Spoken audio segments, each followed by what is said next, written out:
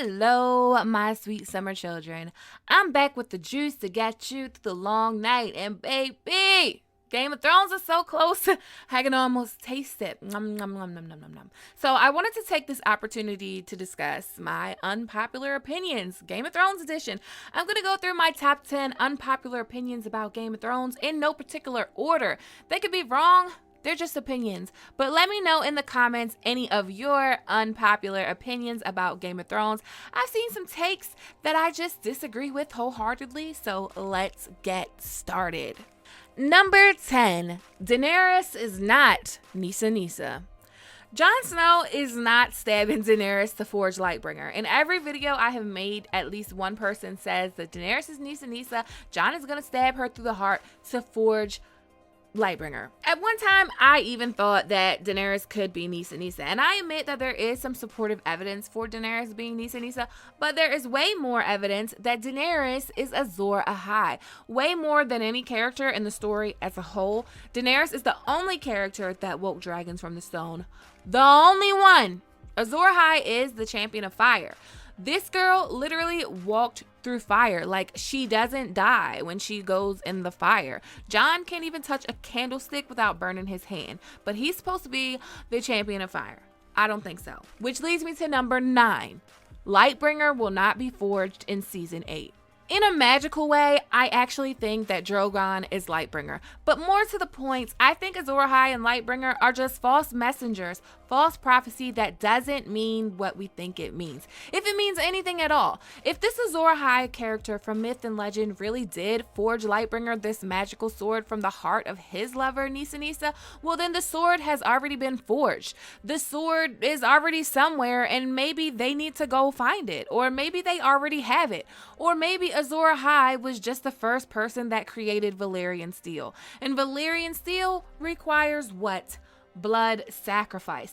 The recipe for Valyrian steel could likely be the Targaryen house words: fire and blood. Valyrian steel was made with Valyrian magic, and Valyrian magic is all rooted in fire or blood. What feeds a dragon's fire? Marwyn seated himself upon a stool. All Valyrian sorcery was rooted in blood or fire. So, fire sword, blood sacrifice, Lightbringer sounds like Valyrian steel. We know Valyrian steel kills White Walkers. It makes sense, it already exists, and it doesn't need to be done again. Number 8. Bittersweet and tragic do not mean the same thing. A lot of people tell me that Game of Thrones is going to end in this tragic way of massive death and heartbreak, and that's not bittersweet. That's tragic and bittersweet. They're not the same. George has said he's going for a Lord of the Rings type of ending, a bittersweet ending. So these characters go on this hero's journey. They win this big war. They fight these demons. They overcome all of these things. But at the same time, nothing will ever be the same. Their homes are scoured. Everything that made Westeros magical is gone. I just don't expect a massive slaughter of all major characters with only one survivor. I expect most of the characters that are alive now to make it through the entire series.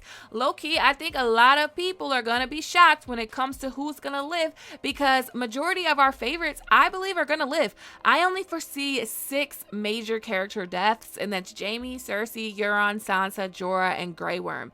I think, is that 6 or 7? Anyway, I think everyone else will prevail.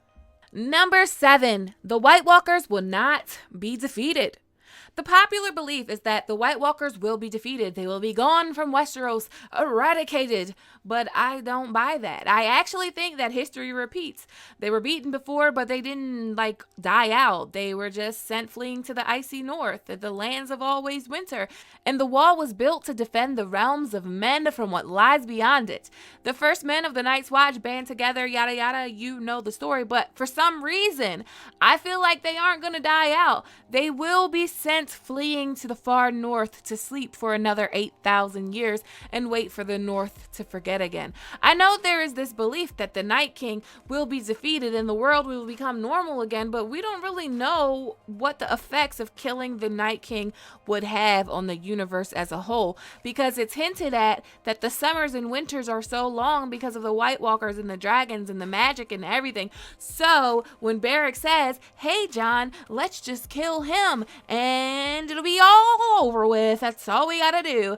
Jon is kind of like, it's not that simple. Yeah, so I agree with Jon. It's not that simple. I think killing the Night King could cause a massive Hammer of the Waters type of event. I think it was an event like that created him to start with. But yeah, I think the Night King's army is going to be destroyed and defeated. The living will win the battle. But the White Walkers who are left, they're going to flee to the north. They're going to flee to the north. The wall will be fixed by Bran the Builder. He's there to tell them what to do.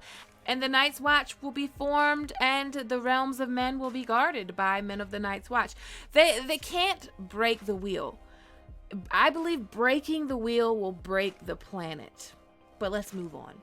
Number 6. Bran is not the Night King. Like at all. Like ever. And that's it. That's all.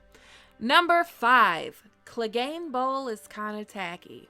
So the mountain, Sir Gregor Clegane, and the hound, Sandor Clegane, are supposed to engage in this trial by combat thing. And it's just I liked it when it was from the angle where it was Cersei's trial, and Cersei would have chose the mountain to defend her, and the Faith would have chosen the hound to defend them. But since Cersei just blew up everyone instead, Cersei embodies the phrase I blew trial, because Cersei blew trial. But anyways, that was kind of understandable. The hound fighting for the Faith, it was a good idea. It fit his redemption arc. But the hound just killing his brother just to kill him doesn't really fit the hound in the books. Not 100%. The hound in the books is the gravedigger on the Quiet Isle, and he's remorseful for everything that he's done in his life, and he has admitted to being consumed by hate for his brother. And it's just kind of tacky for him to be in this healing state of peacefulness on the Quiet Isle and then just to be thrown into this showdown with his brother. But there was a scene in season 7 that led me to believe that there will be some kind of showdown between the Mountain and Hound in season 8. That's not how it ends for you, brother. You know who's coming for you. You've always known.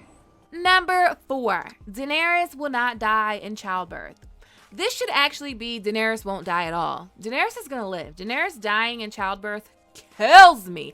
I can see why people believe it though, because history repeats and so many people have died from birthing children in this damn series over and over. And it's also kind of like a death sentence to birth a Targaryen. But then again, Daenerys can't die. Daenerys is like the savior of Westeros. She's not going to die. Not just Daenerys, and Daenerys is not the savior, but she's like one of them. I actually think that Daenerys is going to be pregnant, and that's it. We won't see the baby. We won't see the childbirth. We won't see any of that. When the show ends, she will just be pregnant. I think it's kind of poetic if Jon and Daenerys were to die and leave behind this baby that Sansa and Arya have to raise, but I kind of doubt it's gonna happen. Number 3.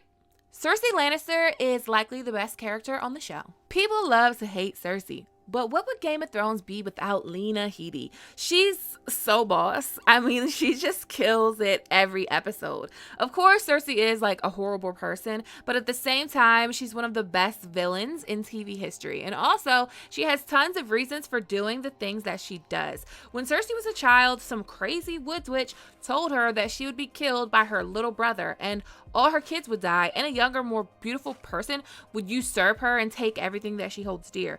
Her entire storyline is that of a paranoid woman. And this woman, Cersei, is trying to prevent this prophecy from being true. And at the same time, this prophecy is consuming her. I think she's very complex as a character. She's very similar, in my opinion, to Rhaegar Targaryen. Whereas Rhaegar spent most of his life trying to fulfill a prophecy, and that prophecy fulfillment, in his mind, he died for. And with Cersei, she's spending her whole life trying to forestall a prophecy and not fulfill it. She's trying to forestall this prophecy from being fulfilled, even if it kills her. She's one of the best characters, and I would say the best villain on TV right now.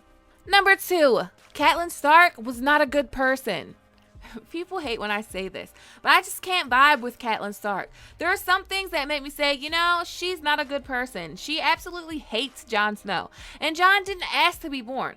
Also, Ned Stark is also to blame. He's not a good person either, because he should have told his wife that Jon Snow was his sister's son. But then again, like there's probably a reason that he didn't tell her, because likely he didn't trust her. With all that said, Catelyn's chapters are interesting and I really like them, but she tells Jon, it should have been you. Like, how can you say that to a child? Now, she does have like this mother's madness about her, and she does have some sound political views that Robb ignores, but under no circumstances should she have kidnapped Tyrion or released the Kingslayer or even put her trust into Littlefinger. I mean, we have more information than she does, but at the same time, she knows the consequences of these actions and she doesn't give a fuck. All Catelyn cares about is her children, which is something that we give her credit for, but then we demonize Cersei for the same thing. They both do everything they do out of love for their children. But yeah, her treatment of Jon to me is unforgivable, and she's not a good person. Number 1, Dan and Dave did a great job adapting A Song of Ice and Fire. This is probably one of the things I get a lot of shit for. A lot of people don't like that I defend D&D and I defend the show. To me, the books are amazing. They are. I love them. But the show, like, appreciate the show for what it is. It is a show. It is an adaptation of an unfinished series. Seasons 1 through 4 of Game of Thrones are the best seasons because they had complete books to adapt. They don't have that anymore. They don't have George's dialogue and things like that anymore. They have to go off of a 4-hour meeting to finish the series. They are doing something that is not easy, and I just don't understand all the hate that they get. Yes, D&D butchered Dorne, but if Dorne didn't advance the story, well, they had to go. Dorne had to go. There were budgets to keep and deadlines to meet. And A Dance of Dragons, where Aegon is introduced, doesn't even come about until after season 1 has already started. So I do understand how book readers first could be upset sometimes that things are not as they are in the books. But I disagree that Dan and Dave were like bad for Game of Thrones, or Dan and Dave like didn't like Game of Thrones or hated Game of Thrones or whatever people, these crazy arguments that I keep hearing about bashing Dan and Dave. I think they did an amazing job with all things considered, and I'm so thankful that they made Game of Thrones because I read the books after I watched season 3 of Game of Thrones. So thank you, D&D. You did amazing. So these are my unpopular opinions. What are yours? I'm interested to know. As always, thanks for watching. Thanks to everyone that supports me on Patreon. If you like this video, please give it a thumbs up. Please click that subscribe button, hit that notification bell, and join the Sweet Summer family. Okay, my sweet summer children, have a good day.